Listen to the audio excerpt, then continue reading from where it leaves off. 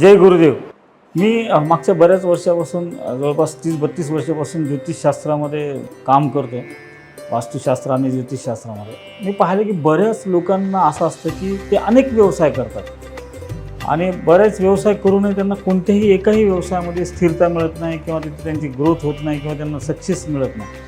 तर याच्यामध्ये नेमकं कारण काय असतं, तर तुमच्या कुंडलीमध्ये जे व्ययस्थान आहे, 12वं स्थान ज्याला म्हणतो कुंडलीमध्ये, त्या ठिकाणची ग्रहांची स्थिती तुमच्या सप्तम स्थानाचा स्वामी तिथे असेल किंवा तुमच्या प्रथम स्थानाचा स्वामी तिथे असेल, तर अनेक पापग्रहाचा तिथे संबंध असेल किंवा कोणत्याही पापग्रहाची दृष्टी तिथं असेल किंवा तिथे कोणतीही अशुभ अशी युती होत असेल, तर अशा वेळेला आपण किती जरी प्रयत्न केले आणि किती जरी मेहनत घेतली आणि किती व्यवसाय करायचा प्रयत्न केला, तर कोणत्याही व्यवसायामध्ये आपल्याला स्थिरता किंवा त्याच्यामध्ये सक्सेस नाही मिळत.